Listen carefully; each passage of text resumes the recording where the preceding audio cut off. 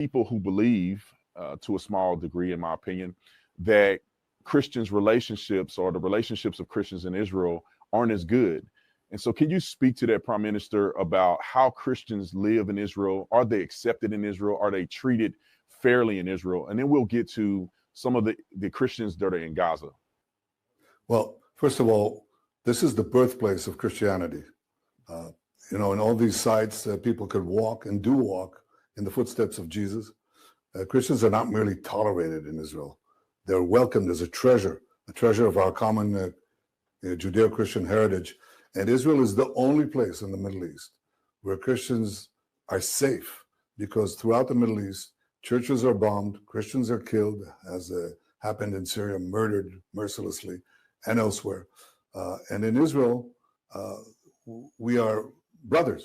And, we have, I think, 300 Christmas trees that have been brought to Jerusalem to enable Christians to celebrate Christmas.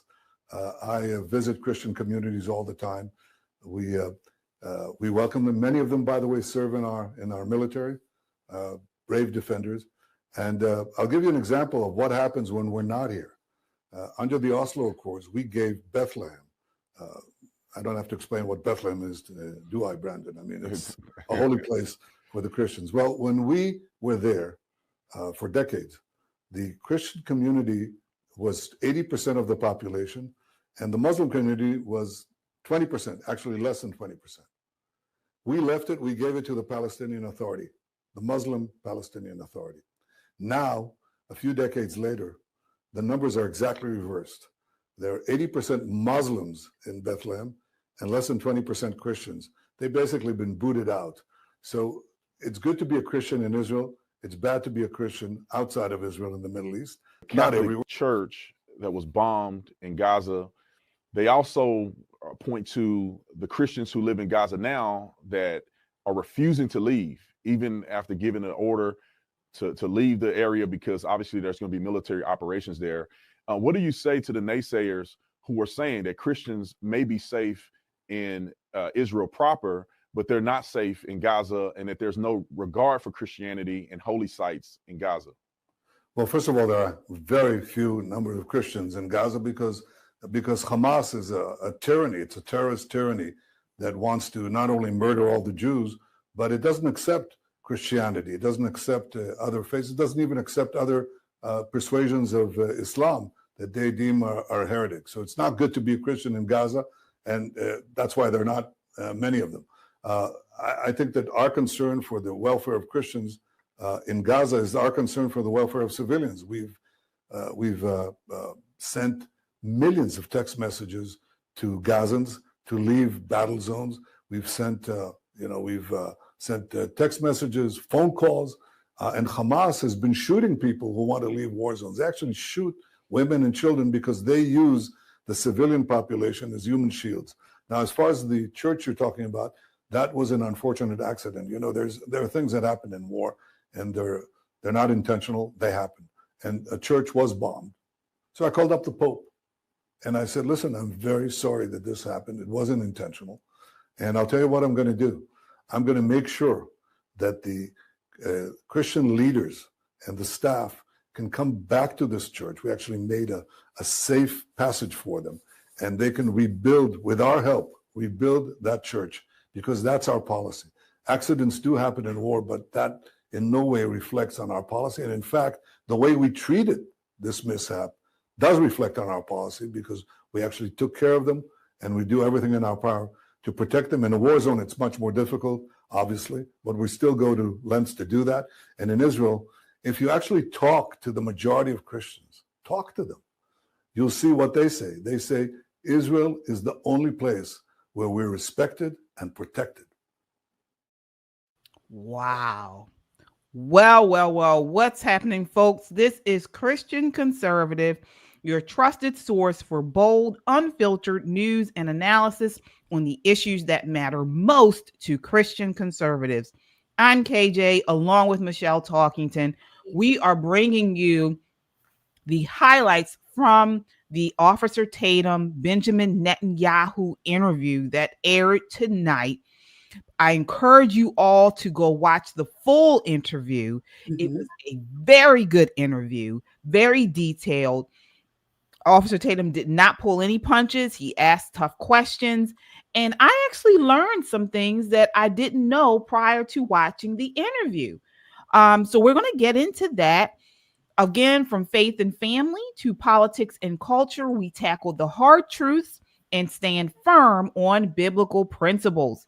So join us as we expose the lies, defend our values, and fight for the truth in a world that desperately needs it. As you all come in, please hit that like button. It helps to get this video out in front of a larger, wider audience. We're much smaller than Officer Tatum, but we aim to be as large as him one day, and we can only do it with your help.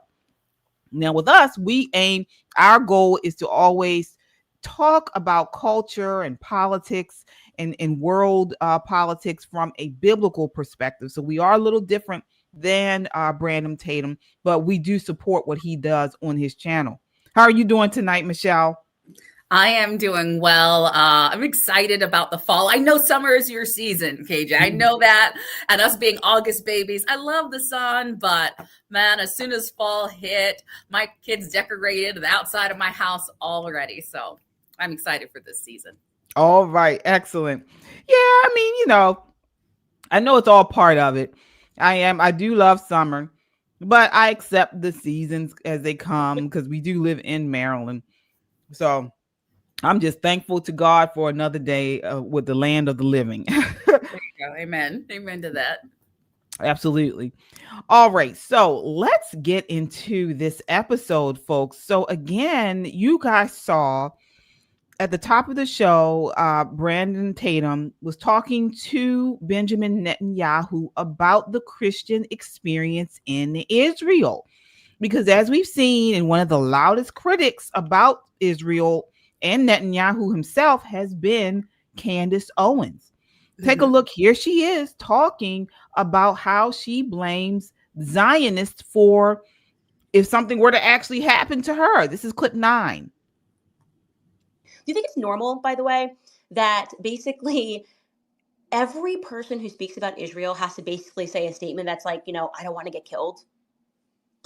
like literally, you start speaking about it, people are like, Candace, beef up your security. That's not fucking normal. Excuse my language, but that is not normal. Okay, it's not normal that people have to think about their security because, and by the way, it's not normal that then the way that you get comfortable with it is you're like, well, they shot JFK in an open car. So there's not, he's a sitting president. Obviously my security doesn't really matter. If they want me, they're going to get me. That's not a normal thought process to have.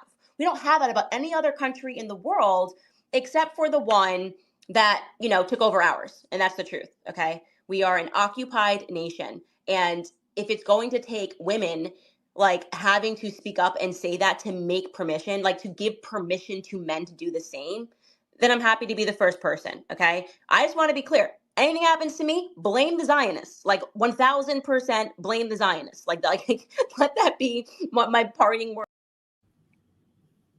All right, so you saw her there. That was so rabid.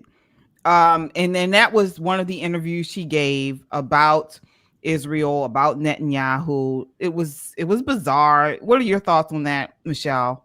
When I saw her, you're right, rabid. And I thought she is stark raving mad. And I hadn't said that in so long, but I said it audibly. I said it out loud. She is a lunatic. She sounds like a lunatic. Not just sounds like a lunatic. She looks like a lunatic.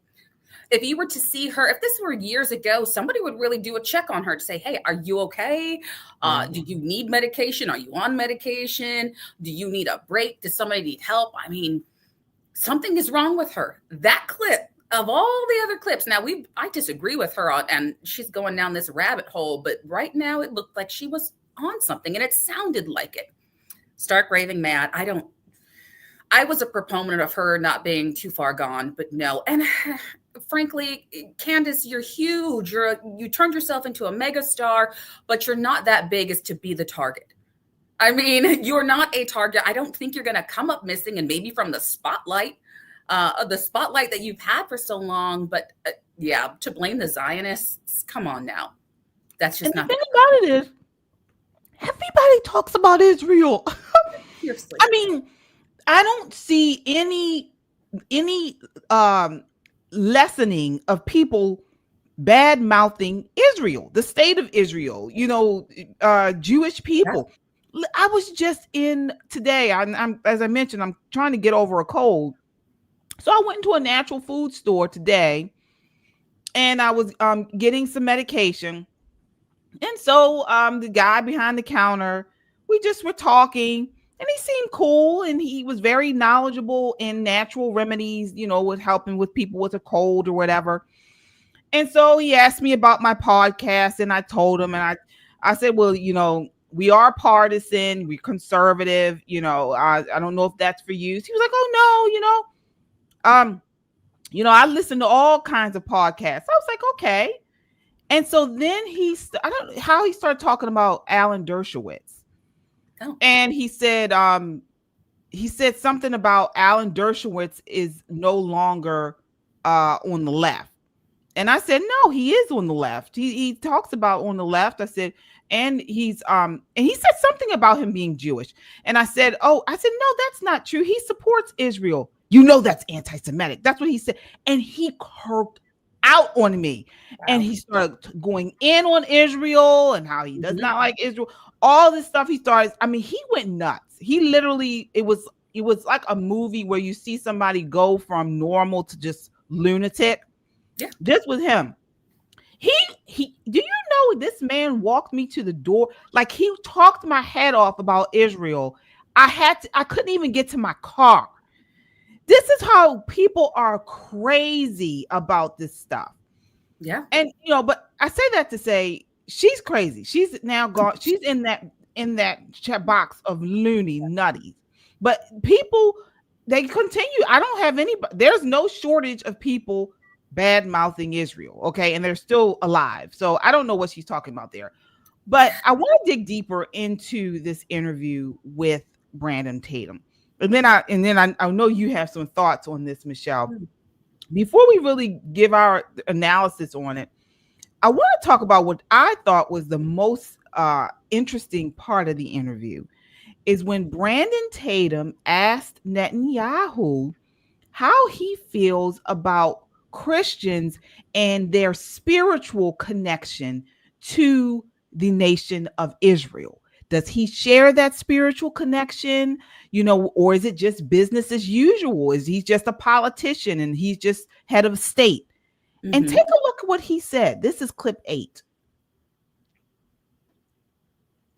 But I think it's deeper, Prime Minister. I think that there's a godly connection between the two countries. And I'm a big advocate for Israel to exist and for us Americans to do whatever we can to allow Israel to be safe. What is your thoughts on this? Because you're coming from a position as the Prime Minister. Do you think it's a spiritual connection or it's just business at the end of the day? No. Among many, many Americans who've not been, diverted with the false propaganda against Israel. Remember that, I spoke in the American Congress 4 times. It's a great honor. And when I stand at that podium in a joint session of Congress and I look at the wall and they quote Moses, who brought liberty, took us out from bondage in Egypt, or brought the idea of freedom to all humanity. And America was built as the city on the hill. That's the city on the hill. The original city on the hill is Jerusalem, where I'm talking to you from. And America was built on these ideas, these biblical ideals that we share. And this is anathema to our radical Islamist enemies. So a lot of Americans agree when the Islamists say they're just like America. We are you and you are us. And in many ways, in the most fundamental ways of civilization against barbarism, they're absolutely right on that. And many Americans feel that. But the battle that we're fighting right now is not merely our battle. It's your battle.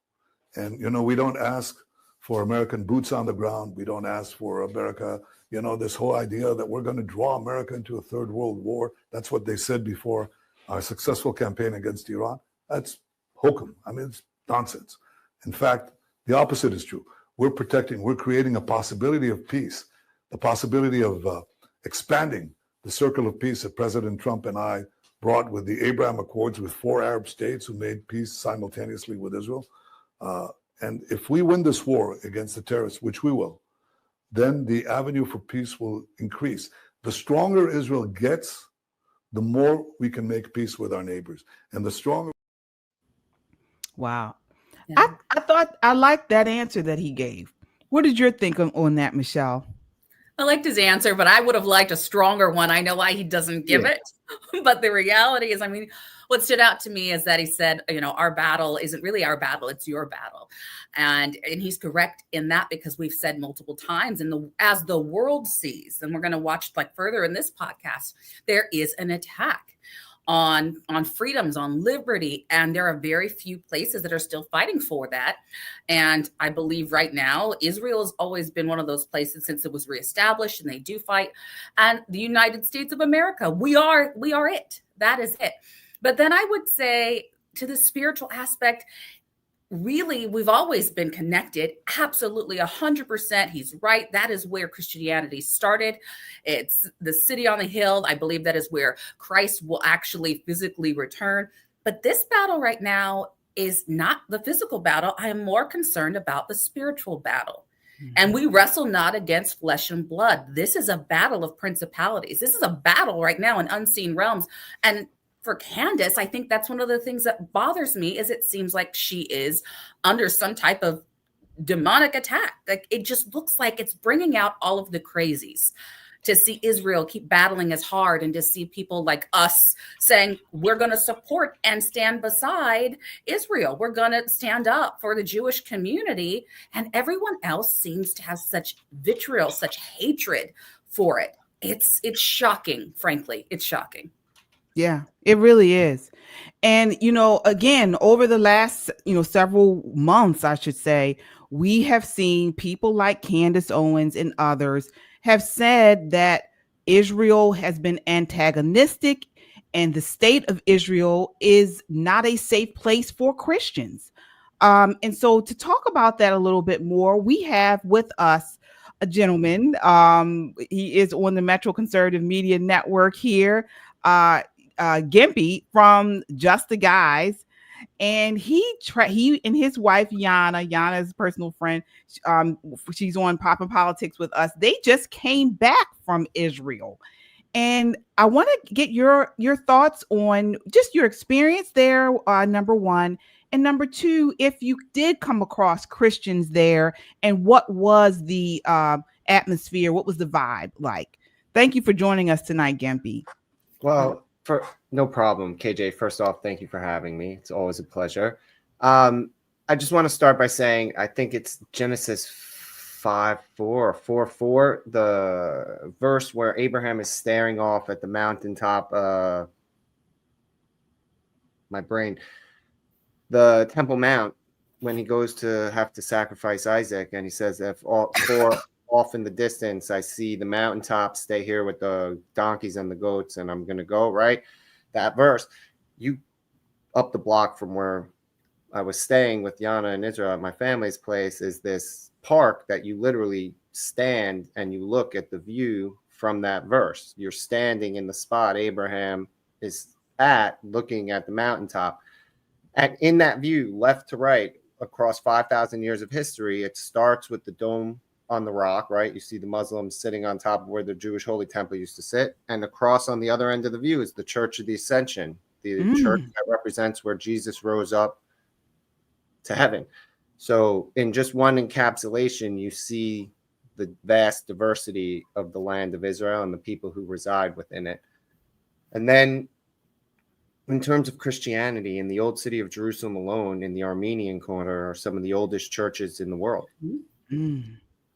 I witnessed the Ethiopian Christian do the end of her Stations of the Cross on the knees at the Church of the Sepulchre and go up the steps on her knees to the spot of the crucifixion as part of her Stations of the Cross. I mean, you see Christianity all over Israel.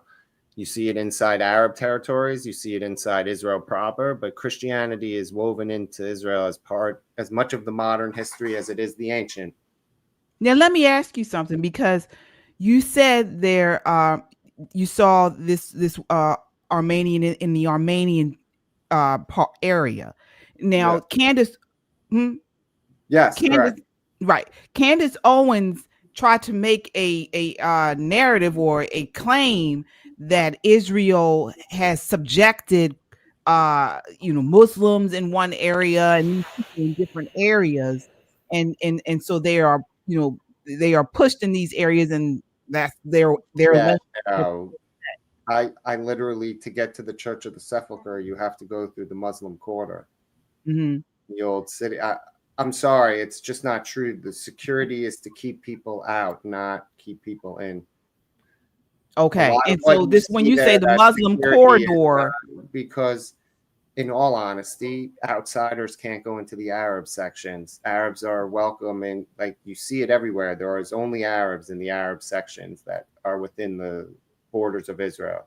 Everywhere else, there's everybody: Jews, okay, Christians, Muslims, right?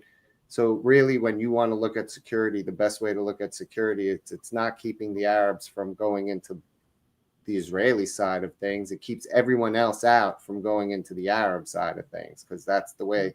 So no, the Armenian quarter, you enter freely. The Jewish quarter, all of it. The German, you walk through freely. The Muslim quarter, I mean, you need your head on the swivel, but you have to go through it to do the Stations of the Cross. So again, if you go over there, you'll see that a lot of these people misrepresent things. They try and present it to everyone in a way that makes it less than realistic, because Christians there, I saw 4 American special forces, on leave at the Western Wall there to see what it is all about, right? Like, everyone is there. The Christians, Jews, Muslims, you see Hindus, Pakistan, like Arabs from, Indians from India are there. We saw Asian, like Filipino, all sorts of denomination, Christian, Muslim. It's a diverse, robust ethnic culture over there, not just of Jews and Christians, but of everyone. And you definitely see Christians practicing and worship. I mean, I've shared with you video from inside the Church of the Sepulchre. You see plenty of people in there worshiping. There are no armed guards. There's no one telling them where to go or what to do. There's archaeological digs being done around the holy sites. I'm sorry, for anyone who goes there, they'll easily realize that we're being sold a false bill of goods. Everyone is welcome to worship and practice and live their religious life inside Israel. All right. And final question for me is, what did you get a chance to see the interview with Netanyahu and Officer Tatum? And if so, what were your thoughts? I mean, I saw a bunch of clips because I haven't had a chat working today, but I, as things popped up in the feed when I was trying to doom scroll. So I have, it is enlightening, but I wouldn't answer questions the way Netanyahu answers questions, but I'm not much of a politician. So, I'm a little more straightforward and forthright with things. Okay. There are forces at play in the bigger scope of things where he's tiptoeing around to be polite and to have the decency to say he has the moral high ground. I don't act that way. You know me better. I would just say like it is. But other than that, he's doing what he can to preserve the public reputation of Israel. It's a very critical time right now, what's going on. They're trying to find an end to the war. They're teetering on full and total control and occupation until they can figure out who's going to take over afterwards of Gaza. And I mean, he doesn't want the world to turn on his nation, so he's doing what he's got to. But sometimes you can explain all you want. Candace Owens is never going to change her opinion. If she thinks she's at risk because she speaks bad, what makes her more at risk than Nick Fuentes or Martyr Made podcast or any of those guys who do real, actual, measurable damage and don't just babble on a podcast? You have revisionist history. They're lunatics. You're never going to convince them to. All you can do is fight for the people left in the middle. Yeah. Well, before you go, Gimpy, I know I said I would just have you on for just a No, it's fine. moment, but I would like to get your thoughts on this Coldplay issue. So, as a Jewish person, we have a video here. So this video went viral of Coldplay's Chris Martin, and he is being accused of dehumanizing Israeli fans at a concert. Take a look. This is clip 1. Okay, first of all, I'd like you to wave to your new fan base. Look, behind you, see?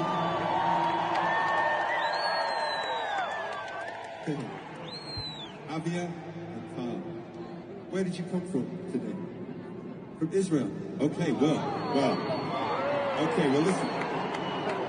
I'm going to say this. I'm very grateful that you're here as humans, and I'm treating you as equal humans on earth, regardless of where you come from or don't come from. Thank you for being here. We're grateful, and thank you for being loving and kind. Okay, I'm writing a sign. And although it's controversial, maybe, I also want to welcome people in the audience from Palestine, because we have a belief that we're all equally human. And thank you for being here. I'm very happy to see you. Look at your beautiful green eyes. Okay. So just for anybody who couldn't understand, because the volume was a little low, he had these 2 young fans. He called up from the audience. He asked them where they were from, and they said Israel. And so he then says, not to be controversial, but I also want to say hello to my Palestinian fans or people in Palestine. So what did you think of that, Gimpy? I mean, look, I get why everybody likes to overreact, and it is an overreaction when you turn it, dehumanizing. No, he's an activist.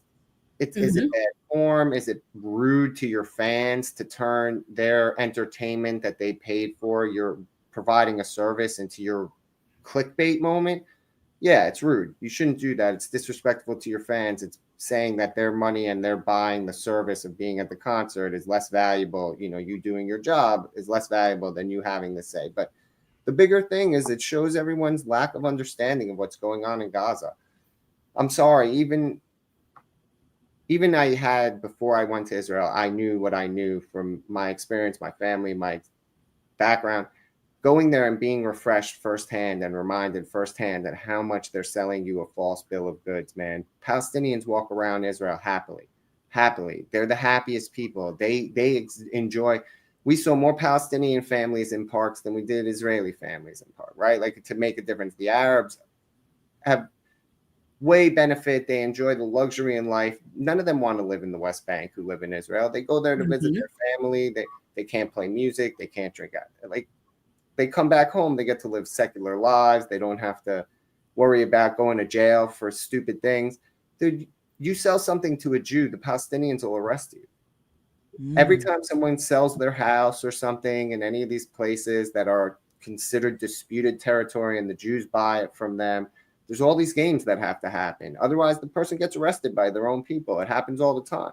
While we were in a house that was being fixed up by the Arab who sold it to the Jews, so that no one would figure it out. And then someone figured it out. He got it because he started spending his money that he got, and people were wondering where he got it. And he went to jail. They arrested him. So they had to move Jewish families into a half-finished house before the Arabs tried to seize it back after they bought it. I'm saying, like, people don't understand what's going on there. And it's a demonstration of that he did that like, these people are responsible for public policy inside Israel. They're your fans. They have nothing to do with it.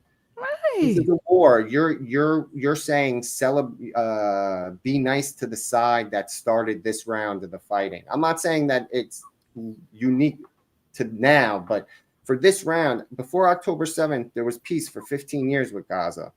Gaza was firing rockets, Israel was shooting them down, and there was very limited interaction. But on that side, and at the end of those things, when it's all said and done with, they're sitting up there, and these are your fans. These are your people who paid you to provide them a service. And it's just it's disrespectful to it's saying that my activism is greater than,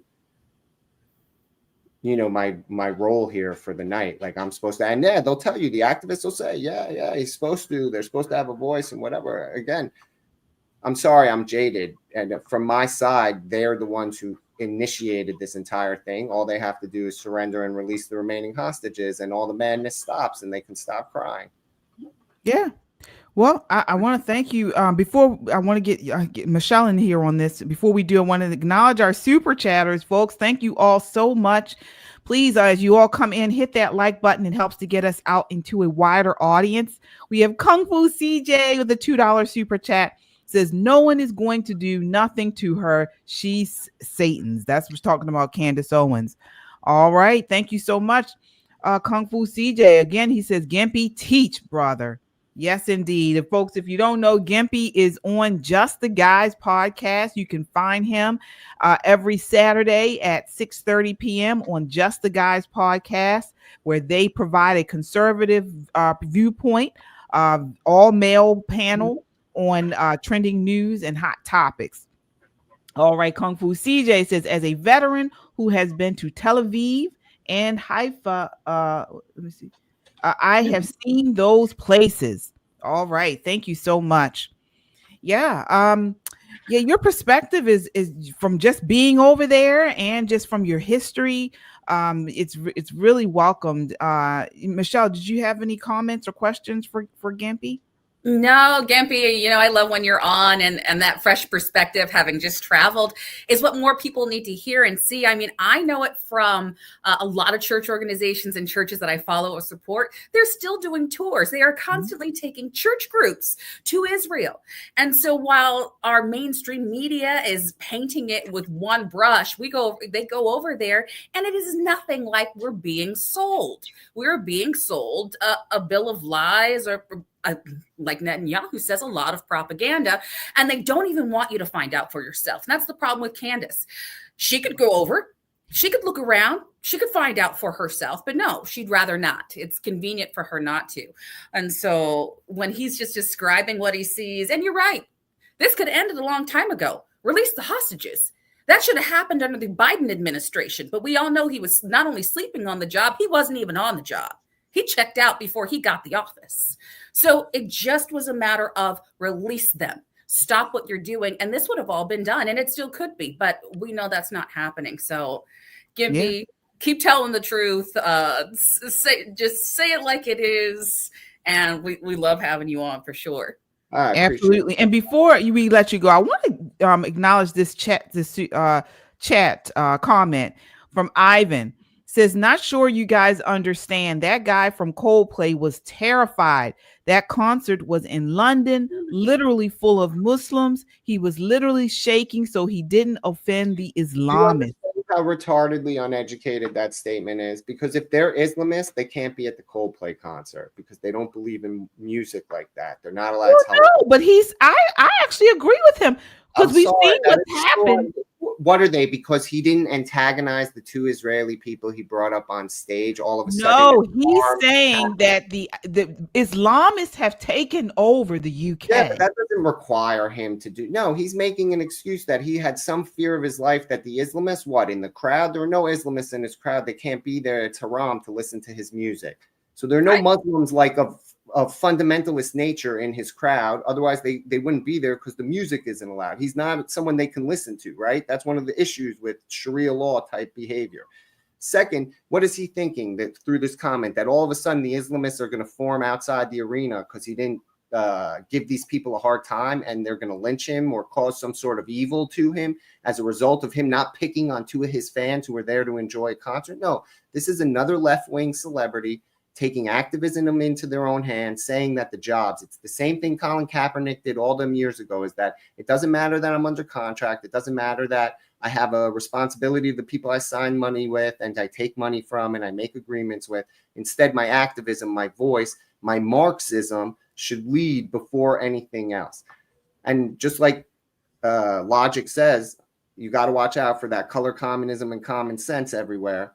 And the 45 or whatever the 48 things of communism in America. But like, I'm sorry, that is what I mean, that people need to get educated about things. Because if you're going to say that the fundamentalists are coming after you and you're the Coldplay guy and that's what you're afraid of, then you don't even understand who you're talking about, because they can't even listen to that music. The base of the comment is retarded. I'm sorry, is inappropriate in its nature, because why are those two Israelis being picked on so you can satiate some activism need you have? They have nothing to do with your activism. You're making them a part of it. That's disrespectful to your fans, your audience, and anyone who would pay money to come see you, because you're saying that what I believe comes before my contractual obligation you put in with me by buying tickets. Yeah, Dude, I would push back differently. I just disagree with the statement that, yes, Ivan, I understand that might be in the forefront of his mind, but he's just a far left. He's a leftist. Mm-hmm. And you've seen all of these leftists, especially ones with any kind of, I want to say a bully pulpit, which, any kind of notoriety. Look at all of our celebrities that came out against Israel when Israel was being attacked. And still to this day, this guy was just weak. And more than anything, he wasn't afraid. He's afraid of the people that are paying him. He's afraid of all the others that are going to stop buying tickets because they're all left-leaning. So he's thinking about his ticket sales. Oh, let me make sure this is the same kind of inclusion or inclusivity that makes sure that they don't offend any transgender man who wants to play in women's sports, right? That's the kind of mentality that I push back on. Not that he might be kind of concerned looking at the crowd, and he heard the boos. You can hear that he heard the boos, and I think he instantly went to, oh no, my image. Oh no, everybody's watching. Oh no, let me not mess this up. And let me acknowledge everybody and then bring this back to humanity. And I don't care, his reasoning to me makes him weak. I think he's a weak man who's a great singer, and he should stick to singing. And that's what I think about all of these celebrities. I'm like, stick to acting, stick to singing, stick to producing what you produce, stick to your contract. There was no reason to embarrass those young ladies when they were there and they got up there not knowing that while they were being thanked, he shouldn't even have asked where you're from. He just should have said, thank you for coming to the concert. How do you like it? Do you live here? He could have made this so generic. And when they said it, whether people booed or not, he could have said, hey, thanks for buying a ticket. I hope you enjoy the rest of the show. And kept his mouth shut. But no, he had to bow. He had to bow to the rest. And I take it as a comment. I don't think it's fear of the Muslims. I think it's fear of the money. I think it's fear of people coming after him and attacking him on what he considers his own, his platforms, where he's popular. So to that, no, he gets no sympathy from me. I hope they come after him. Well, thank you so much, Stephen, Gimpy, for coming on. Thank you. We got to have you on again. We appreciate your commentary and always your perspective. So thank you so much. Thank you. Sorry. Thank you. Thank you very much. Okay. All right, folks. We are moving right along. Yeah. We had to get that in here and also bring you some of these highlights from the Officer Tatum, Benjamin Netanyahu interview. It was really good. I definitely encourage you all to watch the full interview. But folks, it doesn't stop here. This is why it's so important. These shows like ours are so important, not only to talk about the what we're seeing over in Israel and the censorship that we're finding online, but just bringing it all together, talking about what's going on here in the U.S. as well and the UK, because it affects us here. And that takes us to our next topic, the arrest of comedian and comedy writer Graham Linehan. So Linehan was arrested at London's Heathrow Airport upon arriving from Arizona, accused of inciting violence through 3 X posts from April 2025. We have this in image 1, 2, and 3. So one post reportedly called trans women entering female-only spaces a violent and abusive act, and suggested people make a scene, call the cops, or punch him in the balls if other measures fail. Another post described a trans protest as a photo you can smell. And a third expressed strong disdain for trans activists, calling them misogynists and homophobes. Linehan claims he was met by 5 armed officers, interrogated, and later hospitalized due to high blood pressure from the stress. This is him. He was released on bail with a condition to stay off of X, sparking a heated debate about free speech. So, folks, this is important to us as Christian conservatives because we want to talk about the clash between traditional values and progressive censorship. Okay. Linham's claim that he was arrested for jokes is insane, but this is in the UK and it can come here to the United States. Yeah. Want to get your thoughts on this before we dig deeper, Michelle? Oh, it already tried. It attempted to under the Biden administration to come here to the United States. And if you don't believe it's here, if Kamala Harris were president, it would be here. We would be arrested. We would be canceled. It would be really easy because they were already building that infrastructure. And that's why I said the reason we have our Second Amendment is to defend our First Amendment. And in Europe and other nations, you saw what happened. They started de-arming citizens. They started making more rules. And talk about totalitarian. Oh my goodness, I can't even say the word. I get so frustrated. But it's been taken over. And we talked about how many Muslims are in control in mega cities and areas in London, in Great Britain, and Ireland, and they're fighting back right now. But this was the example. And I'm so glad he was high profile. You have no idea the best thing that could have happened, because they have arrested in the UK hundreds, like just for praying, for tweets, for anything. And this is their citizens. And the UK looks more like a Muslim nation than it does a British nation. And so this is only the start, the tip of the iceberg. And I wouldn't be surprised if it's completely taken over in the next 5 years. I mean, it could happen that fast if something isn't done. But furious. We should all be furious. We should be leery. We should pay attention, because this is what they want to happen here. And we know in Australia during COVID, after they had taken away the guns, they were able to enforce those lockdowns. We know they did it in China. We know they do it in North Korea. We know this happens. This is not what if. The what if just happened, and it's happening to celebrities, high profile people. And he tweeted from here. Right. He wasn't even at home. He just went back home. And this was calculated. They had to know his route to be there waiting for him. So just know the backstory of how they even figured out where he was going to be. It's disturbing. It really is. Now, he appeared in Westminster Magistrates Court today, facing charges of harassing a transgender activist, Sophia Brooks, and damaging her phone at a conference in October of last year. Prosecutors described Lyon's social media posts about Brooks as relentlessly abusive, oppressive, and vindictive, alleging he called her a deeply disturbed sociopath and accused her of domestic terrorism. Here, take a look. This is him in court today, clip 6. Do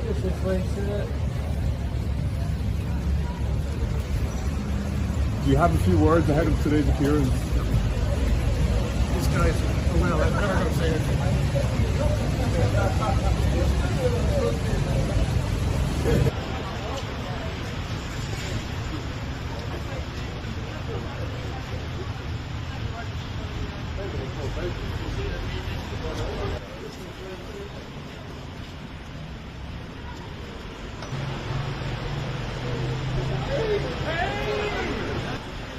You harassed my family, Brandon. You've got a lot of victims. You've got a lot of victims who harassed my family. Go away.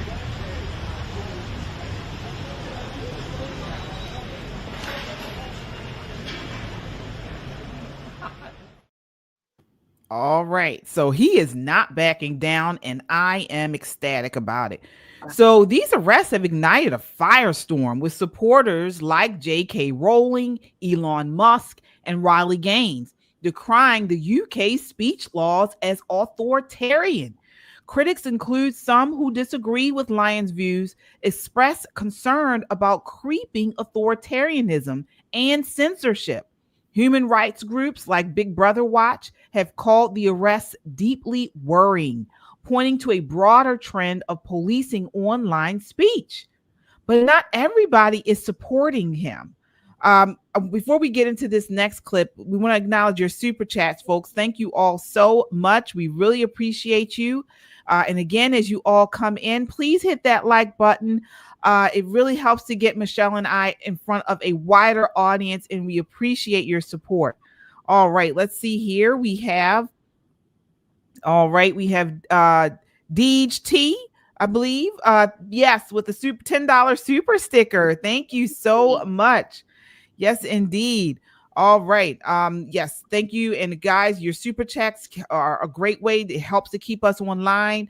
If you agree with this content, if you don't agree with censorship, you agree with free speech, and you don't want what's happening in the UK to happen here in the US, please send a super chat or hit that like button.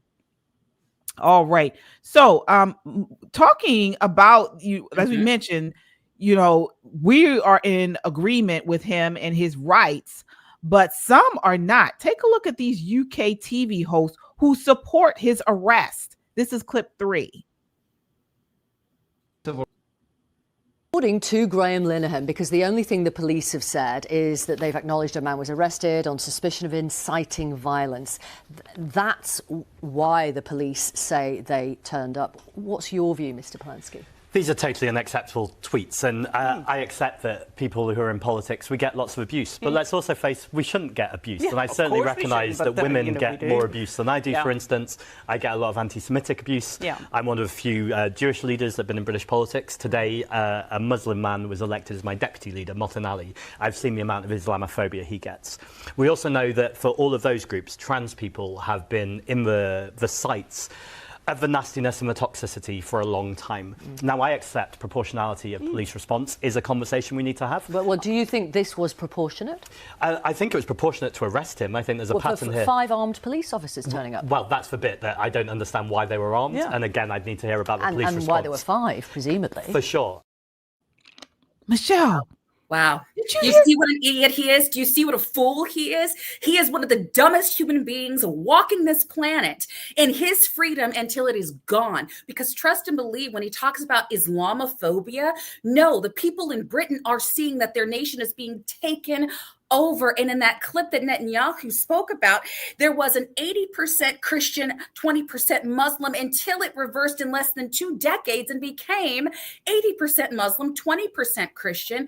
And for those of you, you know, we don't always just acknowledge, we don't like the white and black argument, but let me tell you, the white population or Christian population or native born UK, British population, you will be extinct, or you will be the ones who are under thumb and under the laws of a religion that you never signed up for because you're too stupid to defend your freedoms. You're too foolish to think that it won't turn on you in an instant. And the only difference right now is having a majority. Once that belief system has a majority, it is a done deal. What fools. Yeah. I mean, total fools. Folks, this is why we started this channel, because this is, you think this could not happen here, but it really could. Scripture teaches that every human being is created in the image of God, that divine creation gives inherent dignity and rights, and that, you know, but this stuff can happen here. This can absolutely happen here. This is a warning shot for Christians who stand on biblical truth about gender and sexuality. The UK today looks like a preview of what radical leftists want for America tomorrow. Speech laws, state intimidation, and cultural silencing. I mean, this stuff, Mondani is talking about this in New York City. I mean, goodness gracious, they're about to elect him as mayor. We're seeing they said for the first time, I think, I think it was in Minnesota or Minneapolis. Where is that? Wisconsin? One of those states where they now have Arabic. The police officers are wearing Arabic on their police uniforms. Okay, and we're going to talk about more and more stories about how these transgender LGBTQ are really encroaching on traditional values, Christian values, and we have to call it out. Yeah. So yeah, our super chat. I just wanted to say to Kung Fu CJ. So Kung Fu CJ, thank you for the super chat of $2 saying UK never had our free speech rights. And I want to highlight that and thank you for that, because he is right. And that's why we are the United States of America. And that is why our founding fathers created our First Amendment to make sure that we weren't crushed, to make sure that we could speak out against whoever was in authority, whether it was the crown, the parliament, anybody in charge. That was the point. And so now we see what's happening there, and we have to fight harder here. And I hope everybody in the chat understands that. It is wild. Yeah. But guess what, folks? We understand. I understand it. You understand it, Michelle, and the folks in the chat understand it. But Democrats seem to not understand that our rights don't come from government. They come from God. This is a clip of, I think it's Senator Kaine today saying the exact opposite. This is clip 7. The notion that rights don't come from laws and don't come from the government, but come from the creator, that's what the Iranian government believes. It's a theocratic regime that bases its rule on Shia law and targets Sunnis, Baha'is, Jews, Christians, and other religious minorities. And they do it because they believe that they understand what natural rights are from their creator. So the statement that our rights do not come from our laws or our governments is extremely troubling. Oh my God. Troubling. It's extremely troubling that boo-boo the fool doesn't understand that it's complete fact. The government did not give birth to my 6 children. What? They didn't come from the United States of America. They were born on the United States of America soil. They were born here, but they didn't come from the government. The government didn't sanction and tell me when I should have them, how I should have them, who I should marry. No, they came from God. They came from the Father. To me, I was blessed. And I say, I was blessed. God blessed me with the children that I have. And I say that whether you had the children 1, 10, 100, or adopted, he blessed you to be able to raise those children.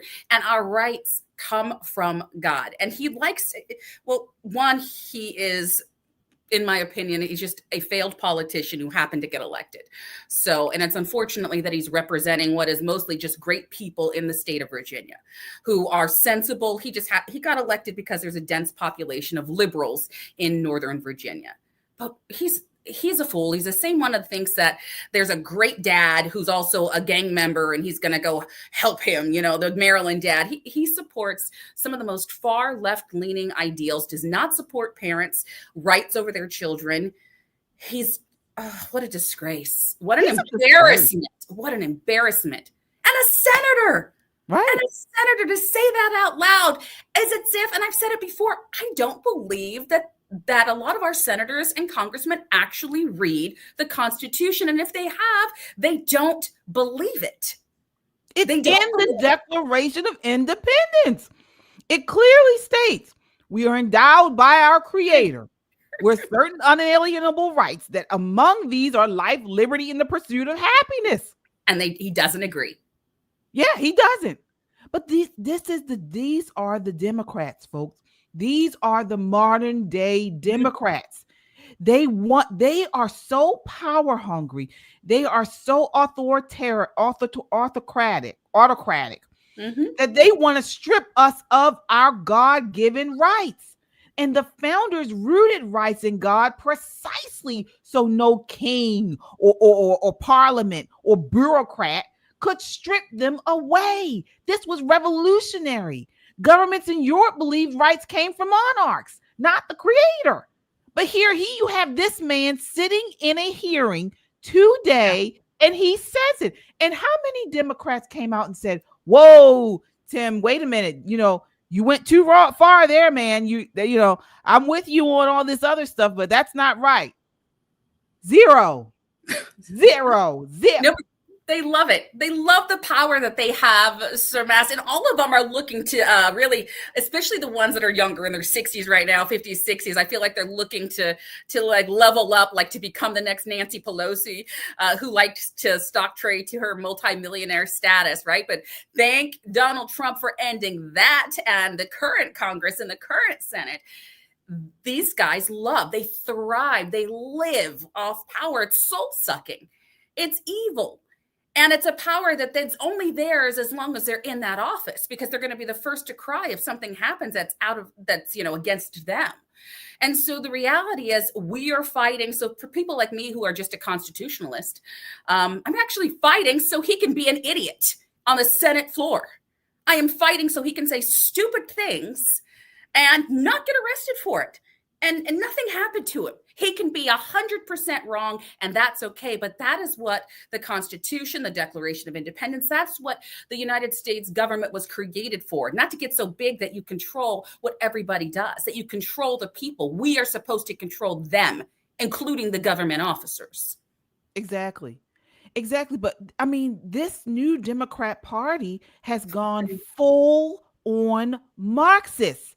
And we know Marxism, socialism, and secular regimes believe rights are state given and can be state taken. And this is what we try to get through to particularly the Black community who vote lock, stock, and barrel Democrat and, are so hell bent on these government and social programs that, folks, when you allow the government to provide you with the most of your means, of course, we know some people, you need help every now and then, or the elderly, things like that. But when you are, able-bodied, healthy, young people, and you believe the government is supposed to provide you with a good portion of your means, then they own you. They own you. And like I said, what they give, they can take away. And this is not good because history shows what happens when government replaces God. The French Revolution, the Soviet Union, Nazi Germany, all these places. In Nazi Germany, rights were defined by the state, not God. And that led to the Holocaust. Same thing with the Soviet Union. Faith was outlawed, free speech crushed. And guess what? Millions were killed. So, folks, we gotta sound the alarm on this stuff as Christians because they're coming for us first. Because many of the things that we value that the Bible tells us are wrong, they believe is right, and vice versa. And so they're going to try to take away. They're going to try to say the Bible is wrong and outlaw that eventually. I know this may sound like it's so far-fetched. It really isn't. It really isn't. And so this is why we're talking about stories like Graham Lyman, when police in London arrest him for so-called wrong speech. Folks, your rights don't come from God. They come from us, and we can take them away. That's what they're saying. And they did it. KJ, you're not far off. They actually came after schools and they removed the Bible because it was declared hate speech. So They removed the Bible and they removed it for being inappropriate. So they've already done that state by state. This is not a hypothetical. This is what happened. The same as they easily closed down your churches during COVID. Then they didn't allow for any religious exemptions. They made sure that religion was the first to go. Meanwhile, you could catch the ho show. The strip joints were open. The liquor stores were open. Right. You could get cigarettes, drinks. You could go to the bar. You could go to the strip joint, but you couldn't go to church. They did this. They tested it. And they're still testing it. And they're going to see how far they can go unless we stop it. You're right. You're right. Folks, this is why channels like ours are so important. As you all come in, please hit that like button. It really helps to tell YouTube that we're a great show and more people should watch. So if you agree, hit that like button. Also, another way to support us is to join our membership club. We have 2 memberships we offer here on Christian Conservative. One, you can become a truth defender. A truth teller. That's for $5.99, where you get loyalty badges, emojis, members only live chats. And then, or you can become a truth defender for $9.99. You get all the stuff I just mentioned, along with discounted merchandise, members only live streams, and perks from the previous levels. So it's a great way to support the channel also, folks. We really appreciate you. And subscribe. We see you, Scarlet Rose. Thank you for your support.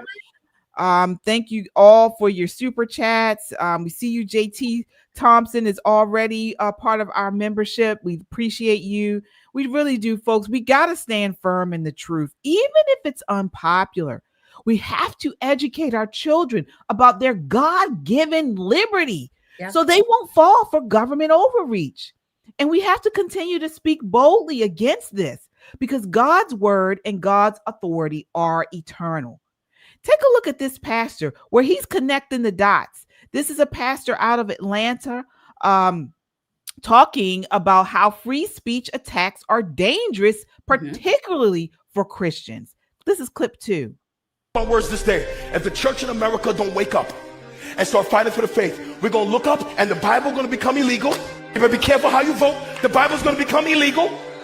Everything is going to be hate speech. They're going to attack these gatherings, tell us we can't come to. I'm telling you, if we keep acting like pansy waists, if we keep tucking our tails, if we keep just sucking our thumbs and having church and sing a dumb song and leave and go to the restaurant, come back and do it again and not care and not know that we are involved in a war.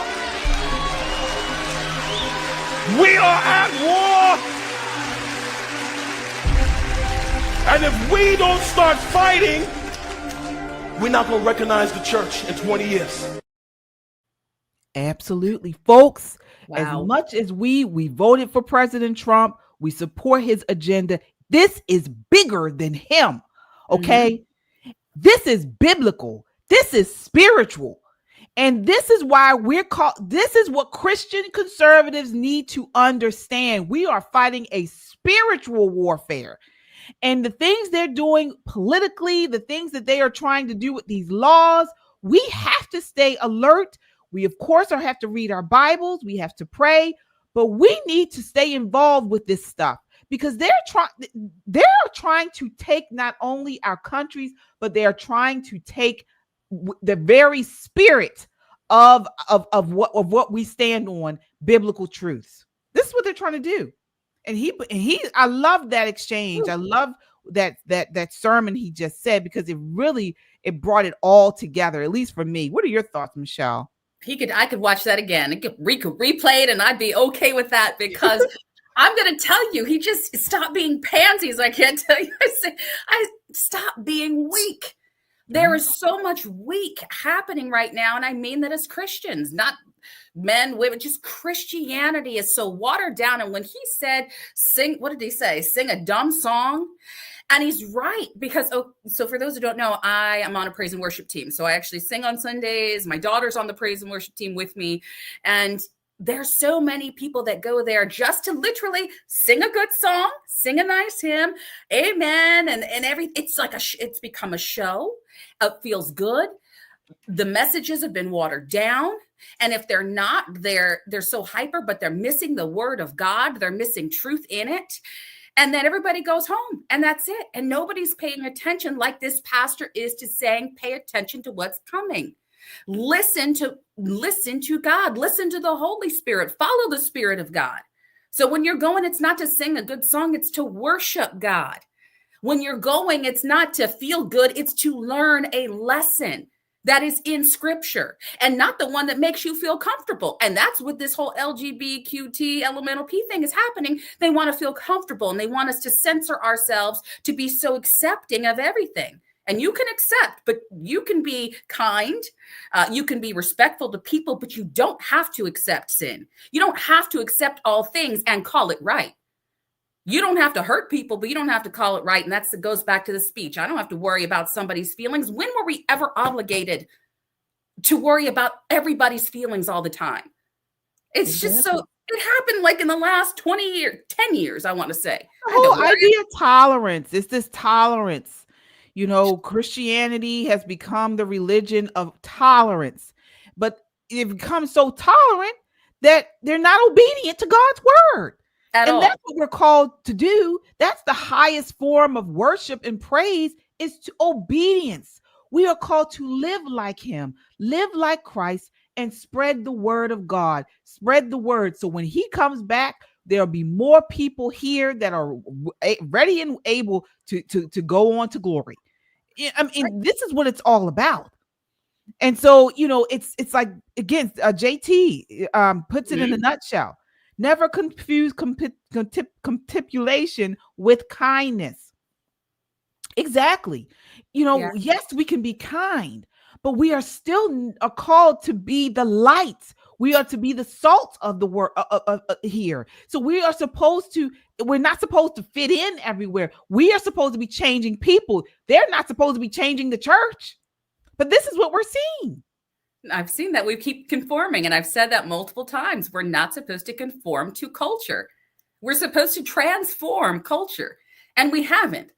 And not just that, I see so many Christians when they're in a certain situation where they're quiet, they don't even want to profess their faith. They didn't want to say they're a Christian. They just want to go along to get along. And what happened to Romans 1:16? For I am not ashamed of the gospel. What happened to that? We can't be ashamed of it so much that we should be able to give one scripture. We should be able to say, well, you know what? That's okay, but I don't believe in it. That's okay, but that you do that, but I can't support it. Like, my faith doesn't allow me to support that. But I'll respect you as a person. I respect that you have those opinions. We can do that, but we stop doing it. Just weak. That shows us that we're not ready. Guys, we're not ready for the end. We are not ready for the end. The church is so divided and so separate and so watered down, and the enemy is doing, and I'm not giving Satan credit because we're the ones that allow that to happen, but he is taking over, and he's infiltrated the churches. He has taken over. And of course we know he has dominion over this earth, but man, to have such authority over the United States right now, that we are seeing record low numbers of Christians, of young adults who don't have any faith, who are agnostic at best, if not atheist. And we're seeing, and you mentioned, we're seeing the fruits of it. Look at this next clip. A Washington State superintendent of public instruction says there's no such thing as a boy and a girl. This is clip 5. Work in this state. It includes trans youth. This is a biological question. It is quite simply inaccurate to say biologically that there are only boys and there are only girls. There's a continuum. There is a science to this. There are children who are born intersex. There are children whose chromosomes and their hormones aren't consistent with their sex at birth. That's not a debate we're going to have today. I just want to remind you. Come on. We're not talking about that. And even those kids have a dominant biological, what do you call it? Organ. Okay. They're still either boy or girl. They're intersex as far as their biology or their sex organs, but they're still generally, in most cases, one of the organs are more, I don't know, in effect than the other. And they still, I believe, have either XX or XY chromosomes. So we're not talking about those cases either. Most of these people that they have prancing around aren't intersex. Okay. No, they love to highlight the anomalies, right? The less than 0.1% of the population that have something genetically mutated. So they love to highlight that and then say the rest of us should accept it. And now all of a sudden they're, 10% of the United States population of children don't have a gender. They're gender fluid. No, children don't understand. They only understand actually boy or girl until some sick adult introduces them to something else, as far as I'm concerned. Like, that's it. They know they're a boy or girl. And kids know they like to dress up, but they love mom. Like, our boys used to make fun of or make a mom voice, and that was funny. And now it's gotten to such a sick point that even we can't even accept that. It's just gone so far. This man should lose his job immediately. One, he shouldn't have been there. And to say that science supports it, no, this demonic science, this demonic, satanic attack on children through disgusting doctors and big pharma, they're the ones who support this lie that there's more than two genders. That is a lie from the pits of hell. God created man and woman. That's it. I'm not saying anything. The end. Everything else that has happened is either an anomaly, medical anomaly, or other, and the other is what man has created and accepted, which is tolerance for what is vile in the eyes of God. Yeah. It is what it is. And they're coming after not only public schools, but homeschooling, which I know you're upset about, Michelle. Take a look at this next clip. This is clip 4, where a homeschooling mom in New Jersey is talking about how Democrats are targeting homeschooling parents. Democrats have started targeting homeschooling families in New Jersey. So let's get into what all they're doing. First and foremost, New Jersey used to be one of the easiest states to homeschool in. They didn't make it difficult for you. There weren't a lot of regulations. You could pretty much do whatever you wanted. In June, a Democratic assemblyman put in for Assembly Bill 5825. This was going to completely change the entire New Jersey structure for their homeschooling programs. Basically, the Democratic Party has figured out that parents are pulling their kids from school because they're not okay with the morals being taught in public school. And they've figured out a way to make sure that they can still influence your children, because now they're going to force you to teach them those morals at home. Included in the things that will have to be taught to your children is diversity, equity, and inclusion. This here highlights exactly what will be required, including gender identities and information about LGBT, starting at the age of 6 when your child is in kindergarten. This will be a requirement for all New Jersey homeschooling parents. Click follow to keep up with more homeschooling news. Wow. Is this true, Michelle? It's not only true, but just so you know, it happened here in Maryland, and this was just last month, and we had thousands of families respond, including the Homeschool Legal Defense and a lot of Maryland organizations. We got the highest grassroots. We sent so many letters in because the Democrat leadership, and of course, Maryland is like 75%, almost a crazy amount. They have a Democrat supermajority, and they decided it's time to review our COMAR regulations, which regulate homeschoolers and what we teach. And I've homeschooled not only all of my 6 children, and I've graduated 2 of them and still have 4, for those of you who don't know, but I've worked with hundreds of homeschoolers because I have a center. So they are doing this now. And when they reviewed it, the Democrat leadership decided they wanted to change it so that homeschoolers would be required to do standardized testing. They wanted to require that homeschooling parents have degrees.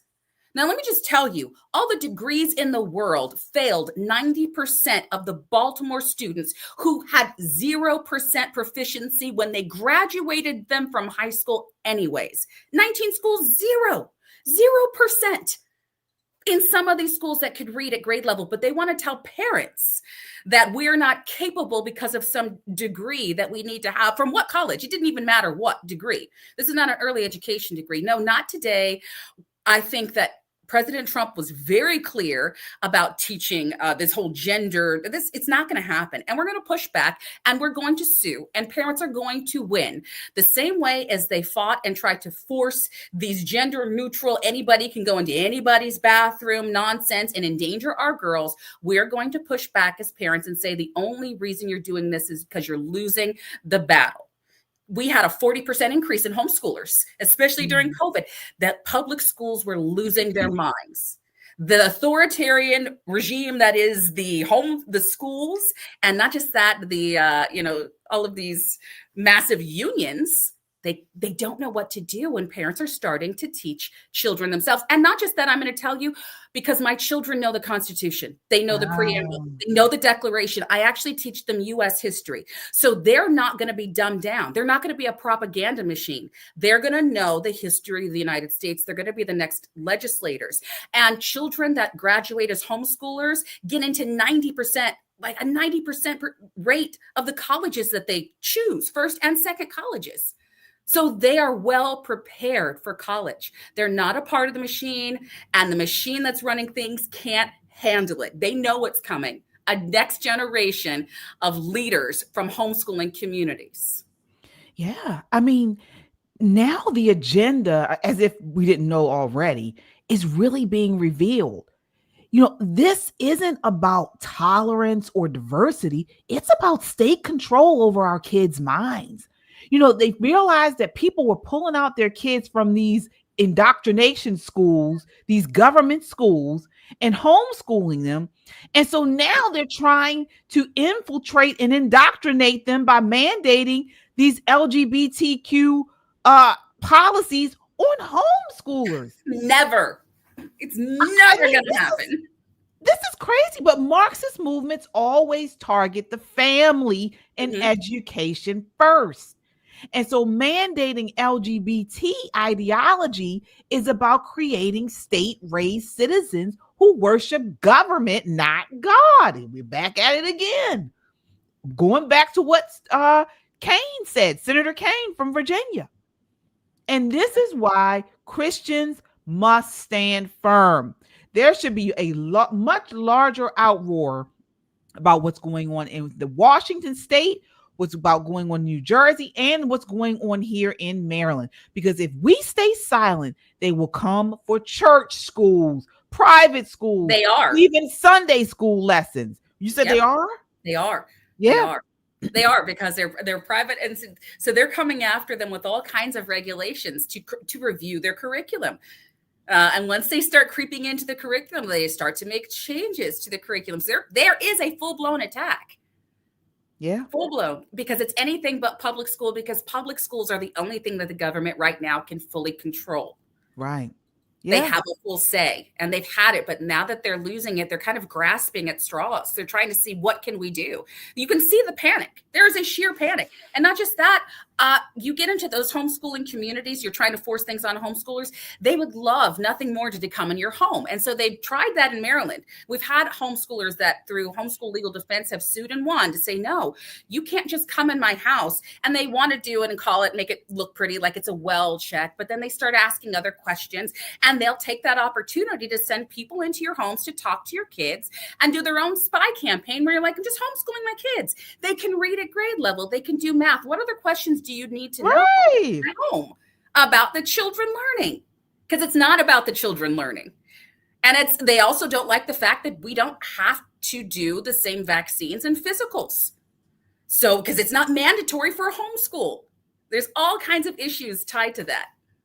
Wow.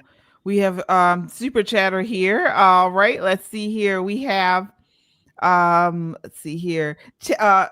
Scarlet Rose with the $10 super chat says, thank you, ladies. Thank you, Scarlet Rose. We appreciate you.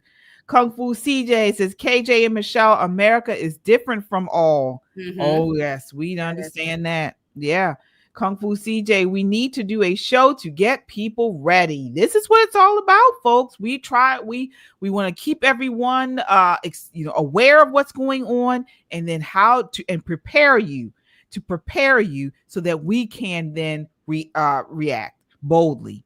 All right, Chadwick with the $10 super chat says, okay, coming from a homeschooling parent who is from New Jersey, yes, this is true. But we didn't have to deal with that here in Maryland because it was a religious curriculum. Yeah. So Maryland, we pushed back, and so we're still waiting. But there are a lot of states that are still holding their ground, and it's not as strict. But the Democrat leaning, the far left leaning states are the ones where they see, hey, we have an opportunity, especially if there's a supermajority, to go for what they consider low hanging fruit, which is a homeschooling community. They just don't realize that we're not low hanging fruit. We're smart. We're business owners. We're leaders. We hang out with Moms for Liberty, which, organization that I support, but they fight for us. There are other groups that fight for us. And this is, again, more government overreach because it's about an authoritarian regime, totalitarian. They talk about Trump. No, this is about the Democrat super majority getting it back so that they can kind of put us under that thumb. And it's just leading to the end of the Constitution if they could have had it. So that's why we have to keep fighting and pay attention and pray. Absolutely. And they frame this as protecting LGBTQ children, but we know in reality it's an excuse to silence Christian teaching. The Christian teaching on marriage, gender, and family. And folks, if we don't resist, the next generation of Christians will be raised on lies. They will be raised on lies about who they are and who God is. So we got to step up. We got to keep talking about it. JT Thompson with a $10 super chat says, if people let the government get control of their children, the game is over. Absolutely. All right, Michelle, final thoughts for tonight. What an explosive night of news. What do you have to say just to wrap everything up? There was so much, guys. I have my note. I was taking notes, things that didn't even say, things that bother me, from Candace Owens and her irrational rant. And really, I wouldn't be surprised if the next thing we see is her supporting Ilhan Omar or AOC. Like, she's just going so far, because when she made the comment about women, if it takes a woman to speak out, to allow the men, to say, oh yeah, she did say that. Yeah, I'm okay being that first woman. No, ma'am, you are not. No, ma'am, you do not. And the arrogance that goes to, we've talked about this feminism that has gotten out of control, to think that you speaking out is going to give men permission or encouragement to do anything is just arrogance. It is sheer pride. Pride has come before your fall, and you are falling and you are flailing, and we see your arms and we see you going down. And some of us are still praying for you, though you might call us Zionists, and we're self-proclaimed Zionists, but we're not coming for you. We're just telling you you're wrong and you need to wake up, because she is dragging people down. And I think that is what the enemy does. So all of these clips that we've seen, everything that's happening in the UK, how they're coming after our children, even in the homeschooling community, is because they need to drag us down to a point where they own us, to the point where we're actually in bondage, to the point where we don't have any way to fight back, because there will be none of us left until Christ returns. So right now, I really think, yes, the book, for those of us who've read the book, we know what the Bible says. We know that these times were coming. We were told to watch for the signs, and we are watching. And KJ&I, Christian Conservative, and other organizations, we're not only watching, but we're yelling. We are screaming and saying, look out, this is happening. But with President Trump in office, God has given us grace. There is this grace period that we shouldn't take for granted. There is a grace period to say what is right, to do what is right, to stand firm, to stay strong behind your Christian faith, your values, to stand with your brothers in Israel, which I'm calling my brothers. You might not, you don't have to, but I do. To stand firm, because there's going to come a time where you'll be called to account, and you are going to either accept Christ or deny him. And where are you going to be? Because I know where KJ and I are going to be. And to train your children to know that time is coming. It might be now. No man knows the hour. It could be 30 years from now. But our podcast is here to prepare. And I think we're preparing, and we're watching. We are watchmen. We are watchwomen. And we are grateful for all of you who come on and listen and chat and are on this journey with us. And so please share it, because we need to wake as many people up and bring them and hold them to account and say they're not alone. We'll be strong for you so that we can be strong with you. Absolutely. Absolutely. We just got one additional super chat. We appreciate you all. Please, as you come in, hit that like button. It helps to get us out in front of a wider audience, and we appreciate the support. Crystal P says Palestine is not even a nation and shouldn't be acknowledged as such. Why should we be sensitive to these Muslims whose Quran directs them to persecute us? Yeah, that's what Netanyahu said in the interview with Brandon Officer Tatum. And I encourage you all to take a look at that interview. It was really good. I'm so excited. I'm so happy that Officer Tatum has talked out about this. We know that he, previously very good friends with Candace Owens. Mm-hmm. And so I'm sure, that there's some issue there, that because he hasn't named her, but he is certainly speaking out against everything she says, point by point. And so he's doing it in a classy way. And I appreciate that. And I think he's just a class act. I really do. And I hope he continues to share the truth. So folks, until next time, keep your eyes on Christ, your heart rooted in truth, and your voice unshaken. We'll be back on Sunday night at 9 p.m. God bless.